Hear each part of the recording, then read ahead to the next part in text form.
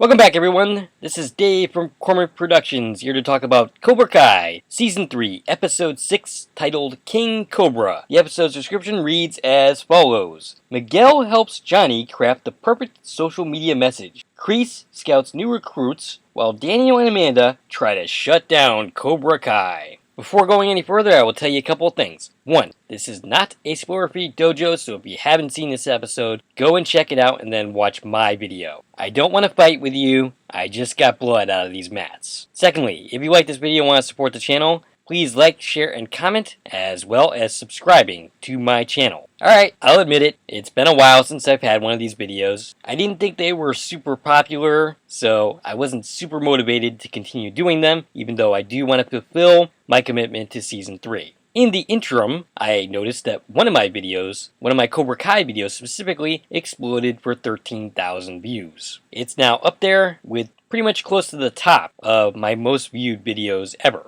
The recent release of Season 4 inspired me to get back to these videos. I'll eventually get around to completing all of Season 3, and maybe I will do Season 4 as well. We'll see if anybody's actually watching at that point. We open in the past timeline with Kreese in Vietnam, and these scenes are totally going to explain why in the present day he's a maniac and all that jazz. Except, it totally does not explain that at all. I certainly feel for his plight, but it does not justify his current day actions in any way, shape, or form. But nice try, show. We see Kreese with his war buddies talking about a picture of Kreese's hot girlfriend. One of these friends we think is Terry Silver because of his hairstyle. He's got a little ponytail going on. But for reasons that we will discover later, it is totally not Terry. Kreese goes to meet with his captain, played by Terry Serpico. He looked familiar, but he isn't in anything that I've seen. He has 11 acting stints on Law & Order, an appearance in the recent TV show The Equalizer, Birdie, a 2021 movie, and 5 episodes of The Flight Attendant. All in all, he has 78 acting credits to his name, and 1 stint as a director. Actually, he has 7 episodes on the show called The Inspectors. The captain is recruiting for a special ops mission, the one where the true war will begin. In the present day, John Kreese is also recruiting for Cobra Kai, and he's going to athletic people to recruit, using the same speech that his coach, or rather his captain, once did. One of those people happens to be Kyler, played by Joe Seo. Kyler, of course, we haven't seen since the first season of the series.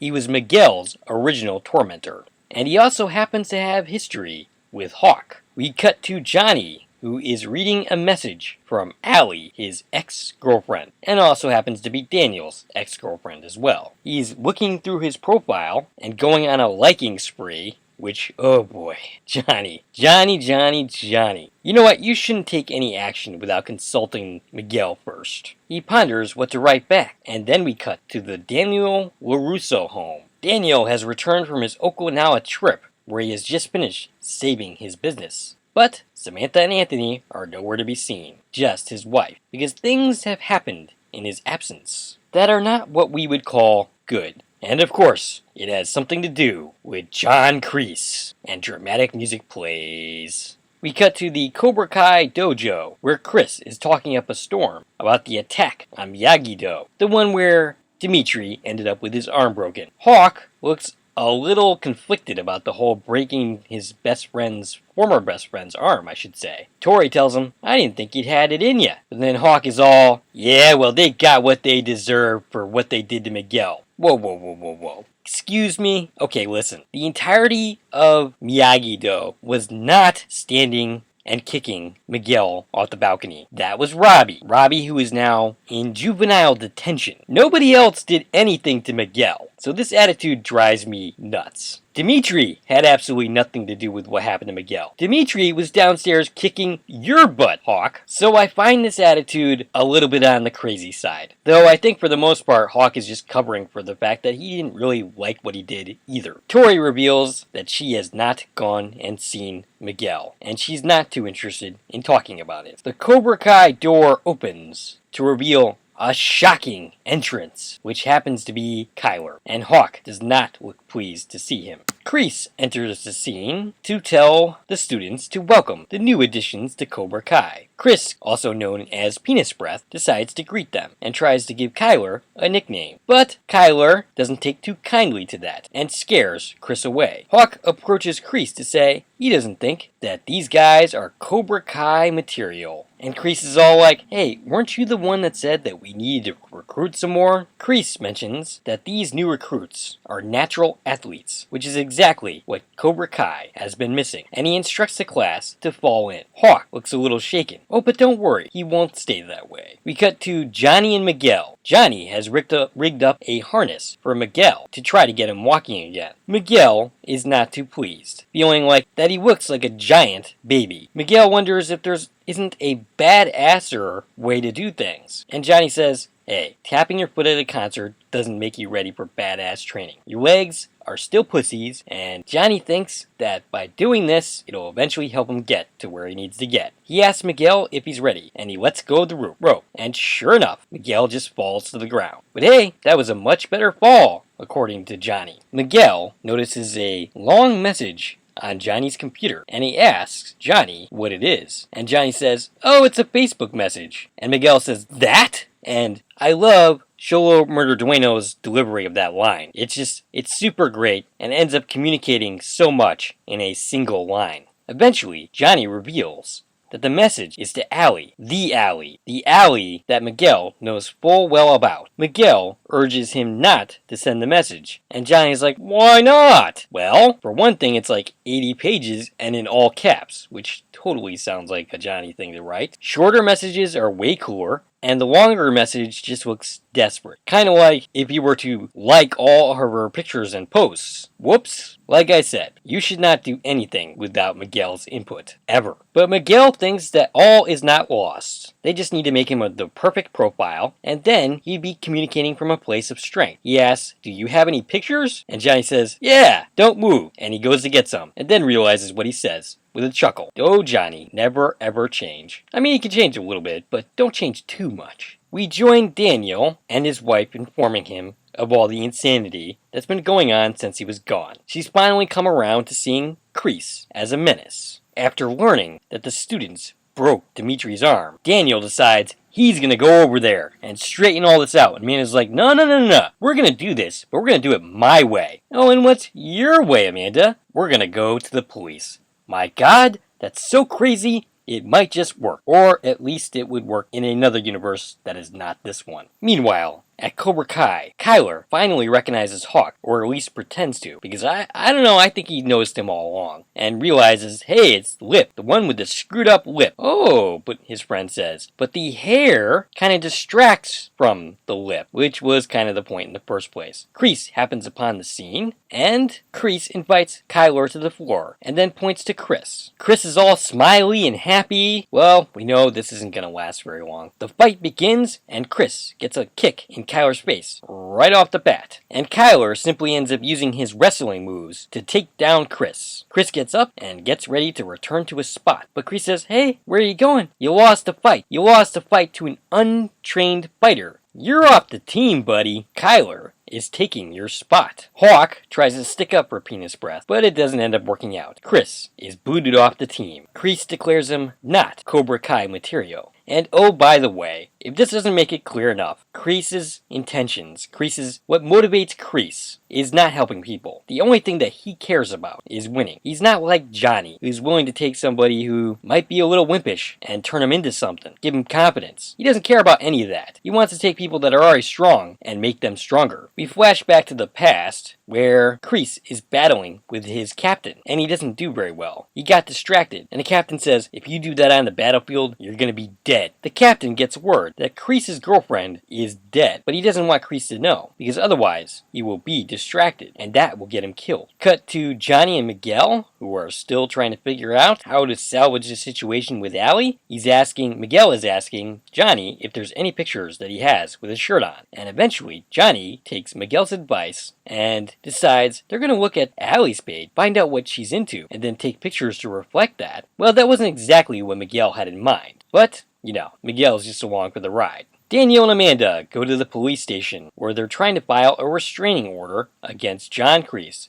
Oh, but wouldn't you know it, the old guy has already filed one against Amanda. And why would that be exactly? Oh, that's because Amanda went to his dojo and slapped him in the face. What do you mean this guy's dangerous? He's a war veteran. How bad can he be? He's clearly a well-respected member of the community. Alright, so this entire episode is basically designed to show us why going to the police and involving law enforcement is just not going to work to solve these guys' problems. This is answering the criticism from last season's finale, and actually last season in general, where it seems like law enforcement was almost entirely absent. We cut to Cobra Kai, where Tori is wiping the floor with a new girl, and the new girl, just like that, was gone. I hardly knew ya. Kreese then selects the big boy, Kyler's friend, who's all like, oh yeah, who's going down next? And Hawk is like, oh, this one is mine. Kyler's friend won't shut the heck up, and Hawk decides to take off his shirt and reveal the Hawk tattoo and the death tattoo. Whoa,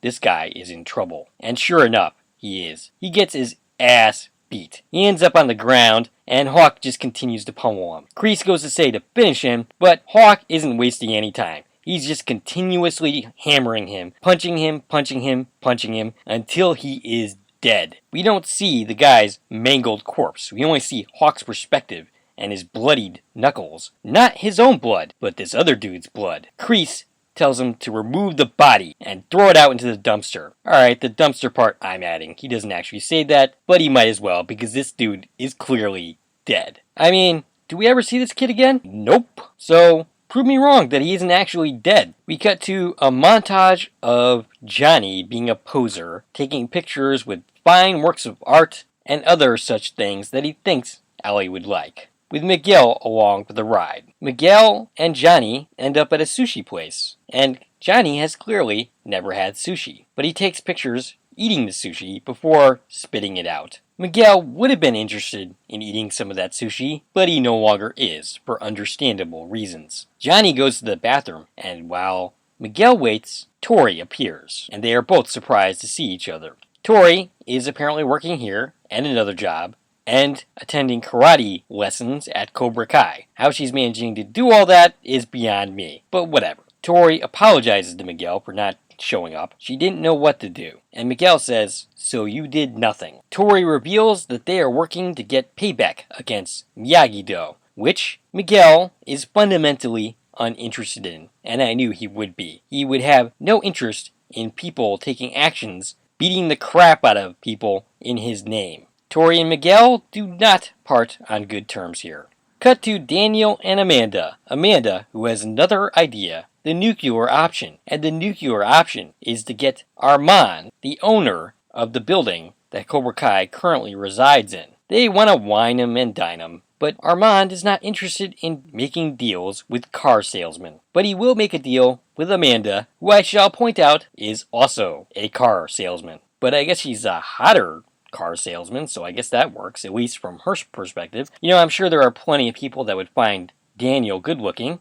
I'm not personally one of them, because, you know, I'm more interested in Amanda. But I understand where, you know, someone might think Daniel is attractive and might want to deal with him because of it. But yes, I've wandered a little bit off point here. Armand is really quick to realize that what they're after is closing down John Kreese and Cobra Kai. And after a few minutes of talking, and Armand considering the whole thing unethical, he agrees to do so. Only after Amanda says she will pay double what Kreese is paying. And oh yes, they can have another tenant, which gives him even more money. So much for ethics. Daniel and Amanda think they have scored a victory here, but they are so wrong. Cut to John Kreese, who's looking at one of his old Vietnam photos, which triggers a flashback to a mission gone wrong. All Kreese has to do is push a button to set off the explosives, but he won't do so because one of his war buddies has not cleared the scene.